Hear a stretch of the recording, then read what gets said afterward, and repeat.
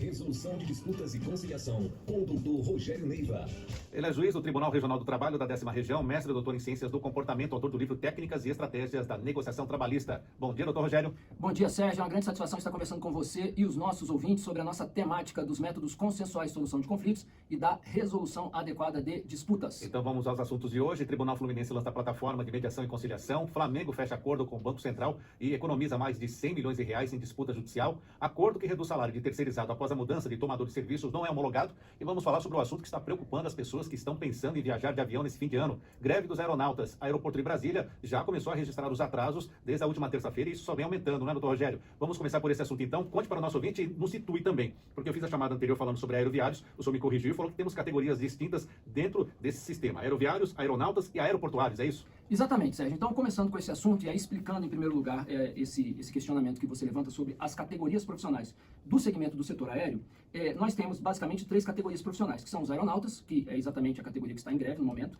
os aeroviários e os aeroportuários. Qual é a diferença entre eles? Os aeronautas e os aeroviários são trabalhadores que têm vínculo de emprego com as empresas aéreas, são empregados das empresas aéreas. E qual é a diferença entre os dois? Os aeronautas são os trabalhadores que voam, leia-se, pilotos e comissários. Os aeroviários são os trabalhadores de solo das empresas aéreas. Então, quando você chega no aeroporto e é atendido, por exemplo, no balcão do check-in, aquele trabalhador, aquele empregado que tem vínculo com a empresa aérea é um aeroviário, ele é de solo. Quando você entra no avião e tem lá o comissário, a equipe de comissários e o piloto, aqueles são aeronautas. E os aeroportuários são os empregados vinculados à empresa que administra o aeroporto. Originalmente, a Infraero tinha um monopólio da administração de todos os aeroportos e hoje algumas empresas têm a concessão, de modo que os trabalhadores dessas empresas, seja ainda da Infraero, no caso daqueles aeroportos ainda administrados pela Infraero, seja das concessionárias, são os aeroportuários. Pois bem, feito esse esclarecimento, e aí avançando um pouco no assunto, exatamente da greve dos aeronautas, o que acontece? E temos aqui tratado isso sempre que surge um assunto relacionado, por exemplo, a uma greve de alguma categoria, Brasil afora, estamos sempre trazendo esse assunto aqui para o nosso ouvinte. O que acontece? Quando toda categoria ela tem algo chamado database. O que é a database? O database é o momento em que perde a vigência os instrumentos coletivos que até então estavam vigentes, desse acordos ou convenção coletiva de trabalho. Qual é a diferença entre um e outro? O acordo é firmado entre um sindicato de trabalhadores e uma empresa ou grupo de empresas. A convenção é firmada entre o sindicato de trabalhadores e a categoria econômica, ou seja, o sindicato das empresas. Então, toda categoria, regida obviamente pela CLT, que faz parte aí do universo privado, que não corresponde ao universo dos servidores públicos, toda categoria tem uma database, que é esse momento que perde vigência dos instrumentos coletivos e exige que as partes sentem à mesa para discutir a renovação. Havendo um impasse, a greve acaba sendo um recurso natural dos trabalhadores em defesa dos seus interesses. Então esse é o primeiro ponto importante, a gente precisa entender o que é database. A grande maioria das categorias no Brasil, envolvendo, por exemplo, setores como o transporte de passageiros urbanos, é 1º de maio. Exatamente por isso, volta e meia, a gente comenta aqui nessa época problemas de greves de rodoviários em uma cidade ou outra. Então, muitas categorias têm como database 1º de maio. Só que, no caso do setor aéreo, por um acaso, a database é 1º de dezembro. Exatamente o período que vai coincidir com um momento de maior fluxo de demanda do setor. Então, o que está acontecendo neste exato momento? O que está acontecendo é que 1º de dezembro foi a database, venceu a database do setor aéreo. Aliás, só um registro aqui, o 1º de dezembro é a database dos aeronautas e aeroviários. Os aeroportuários, que são os funcionários dos aeroportos, das administradoras dos aeroportos, é 1º de maio. Muito bem, então a database dessas duas categorias, aeroviários e aeronautas, é 1º de dezembro. O que acontece, como acontece em todos os casos? Iniciam-se as tratativas antes desse momento, não havendo um acordo, surgem algumas possibilidades. Uma delas é a greve. A outra possibilidade, independente da greve ou não, é que o caso seja levado ao judiciário por meio de um dissídio coletivo. Agora, havendo consenso, é firmado um acordo ou uma convenção coletiva. Então, o que está acontecendo agora, nesse momento, é que foram iniciadas as tratativas lá atrás. Inclusive, eu aproveito para registrar aqui para os ouvintes, os aeroviários fecharam um acordo com as empresas aéreas, então a convenção coletiva deles já está estabelecida e renovada, mas houve um impasse com os aeronautas. Esse impasse não foi resolvido até o momento, o conflito escala, é o caminho natural dos conflitos coletivos, e aí pode acontecer, como está acontecendo, uma greve. Diante dessa situação, também qual é o caminho natural? Do lado patronal, caso não se chegue a um consenso, no fundo, assim, há duas possibilidades. Uma possibilidade é qualquer um dos lados apresentar um pedido de mediação pré-processual, no caso de uma categoria nacional, junto ao Tribunal Superior do Trabalho, que é de responsabilidade da vice-presidência.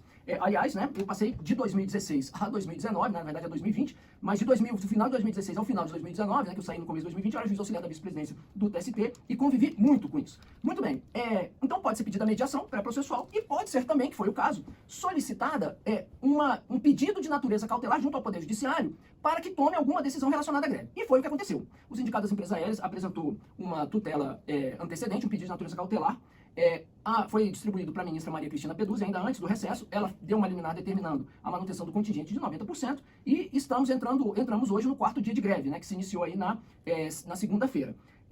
Eu tive informações, né, de que a vice-presidência, inclusive hoje, está em mais uma investida, em mais uma tentativa para se buscar um consenso. Faço desde já, como sempre fazemos, né, votos de que isso seja possível, né, de que esse esforço consiga sensibilizar as partes para se chegar a um acordo.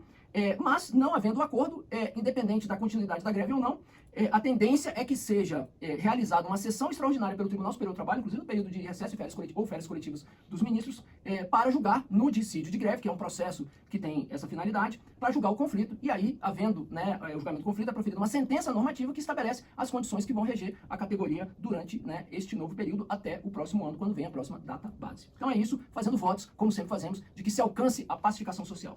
Muito bem, mas sempre dentro de uma negociação, temos ali quem perde um pouco, quem cede um pouco, os dois lados têm que ceder um pouco. E nesse caso, qual a previsão do senhor para esse caso que envolve então os aeronautas? Teremos um acordo a curto prazo? Então, Sérgio, dentre as informações que eu pude apurar, o impasse, ele envolve basicamente a questão do reajuste salarial, que é sempre, né, que é o que sempre acontece em todos os casos, né, de negociação coletiva e database.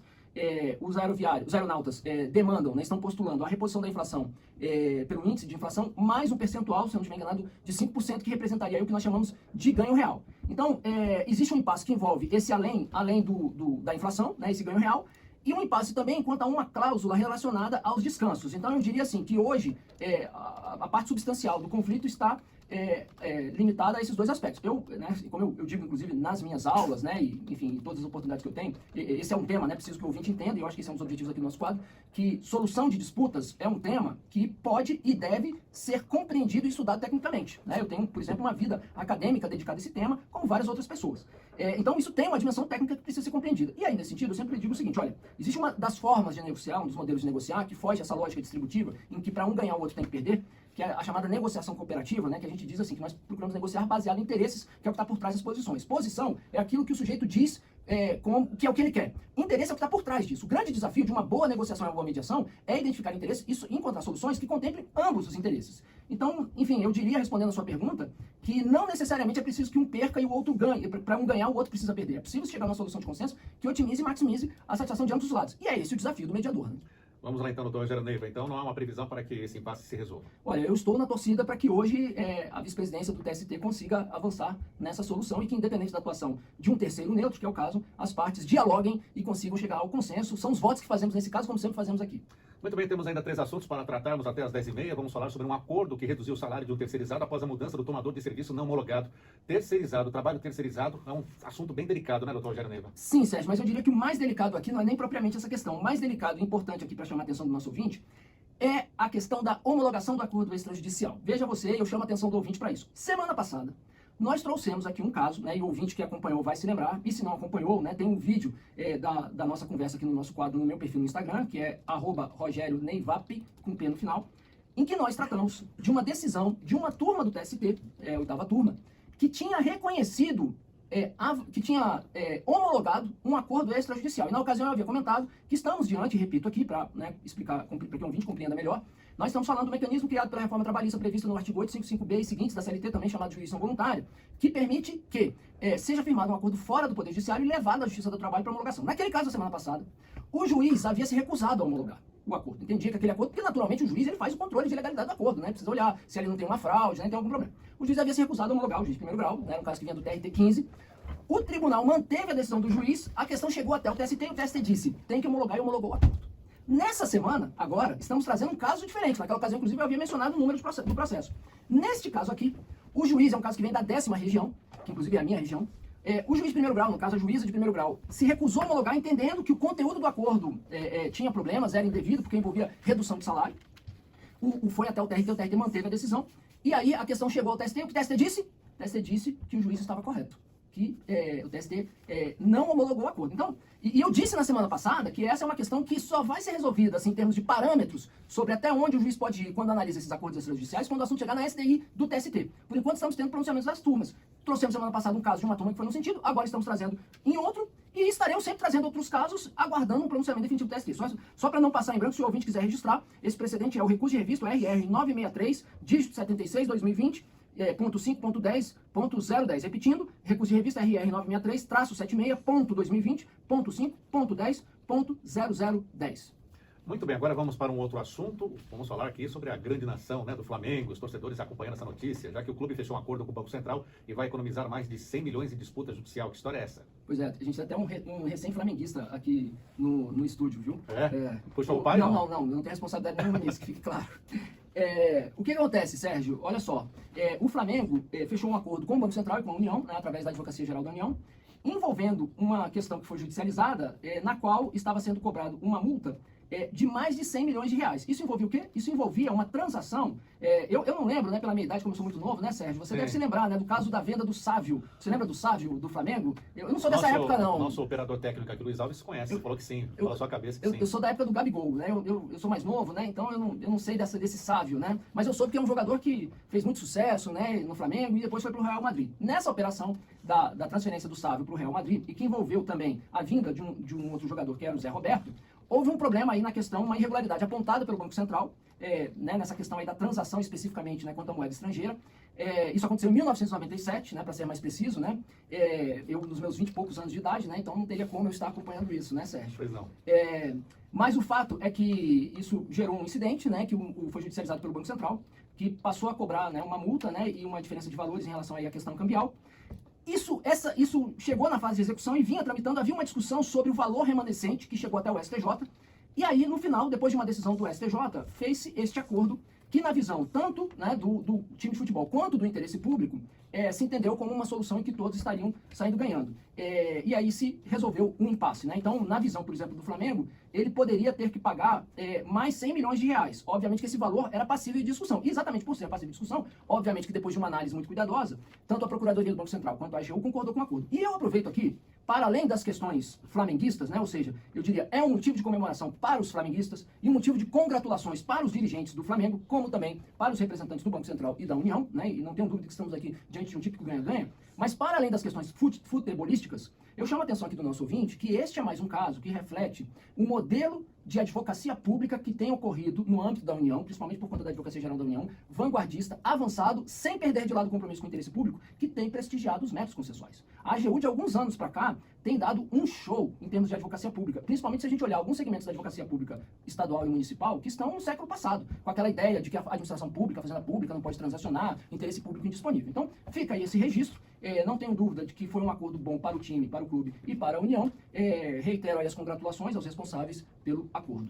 Muito bem, vamos para o último tema de hoje. Tribunal Fluminense lança uma plataforma de mediação e conciliação, doutor Rogério Neiva. Pois é, Sérgio. Como temos comentado aqui, a pandemia virou a página na resolução de disputas com o avanço da ODR, que é Online Dispute Resolution, que é a utilização de mecanismos tecnológicos para a interação voltada à busca de solução de consensos, né? Essa questão da plataforma, inclusive, é objeto aí de uma resolução do Conselho Nacional de Justiça, na minha visão, muito pessoalmente, né? Eu acho que esse é um assunto em que ainda nós estamos patinando um pouco no Brasil. Nós não temos, o Ministério da Justiça, por exemplo, né, foi, eu diria assim, um dos primeiros a iniciar, né, dar o primeiro passo na construção de plataformas. Tem lá uma plataforma, né, principalmente voltada a questões consumeristas, que tem lá sua importância, seu papel, mas eu acho que a gente ainda precisa avançar bastante, e principalmente do lado do Poder Judiciário. Não obstante esse registro, o fato é que o Tribunal de Justiça do Rio de Janeiro, o TJRJ, numa parceria, né, com a PUC do Rio de Janeiro, criou uma plataforma para solução de conflitos e que trabalha com inteligência artificial, inclusive levando em conta casos que já foram julgados. Isso envolve, no momento, assim, está numa fase piloto, numa fase de testes. A Light, né, que obviamente tem muitos processos, né, entrou nesse projeto, né, participando aí desse piloto, né, então vamos dizer, hoje essa plataforma está sendo usada basicamente para casos envolvendo a Light em matéria de direito do consumidor. E aí obviamente que, né, aqueles ouvintes que nos acompanham, né, que sejam do Rio de Janeiro e tenham um problema com a Light, considerem essa possibilidade de antemão. Mas o mais interessante que merece ser tratado aqui é que essa é uma iniciativa, né, um case que pode render frutos. E eu diria assim, Sérgio, eu tenho estudado bastante isso e acompanhado, né, alguns países já têm feito experiências sobre o uso da inteligência artificial voltada à solução de conflitos, por exemplo, para a construção de propostas de acordo, né. Recentemente eu até vi um artigo acadêmico, né, de uma iniciativa nesse sentido na África do Sul. Eu não tenho dúvida que essa é uma tendência e essa é uma experiência que merece ser acompanhada, e estaremos fazendo isso e trazendo aqui para os nossos ouvintes, obviamente fazendo votos de que esse projeto avance, renda frutos e contribua com a pacificação social. Muito bem, doutor Rogério Neiva, juiz do Tribunal Regional do Trabalho da 10ª Região, mestre e doutor em Ciências do Comportamento pela UNB, todas as quintas-feiras conosco aqui no quadro Resolução de Disputas e Conciliação. Doutor Rogério, semana que vem Arthur Filho estará aqui no comando do Revista Justiça, então aproveito para desejar boas festas e nos falamos em 2023. Obrigado por estar conosco mais um ano aqui na Rádio Justiça. Eu que agradeço, Sérgio, registro aqui também de público que foi uma grande satisfação estar convivendo com você aqui nesse quadro, nessas nossas conversas, seguramente contribuindo, né, nós dois, junto com toda a equipe aqui, o Luiz e todos os demais colaboradores, contribuindo, dando ainda que uma contribuição limitada, de modo a semear a cultura da paz, levando a mensagem da conciliação e da pacificação social, de modo que faço votos que você também tenha boas festas, uma boa virada de ano, que comece o 2023 com o pé direito, e faço desde já o registro, como semana que vem estaria aqui de volta, né? Então, por enquanto, eu vou desejar para os nossos ouvintes apenas que tenha um bom Natal, para deixar para a próxima semana o desejo de um feliz ano novo e de boa virada de ano. Doutor Rogério Neiva, uma última pergunta, um minutinho para o senhor responder. Qual a expectativa para esse movimento do trabalho para o ano que vem, com esse novo governo que chega? Teremos mais greves? Alguma expectativa?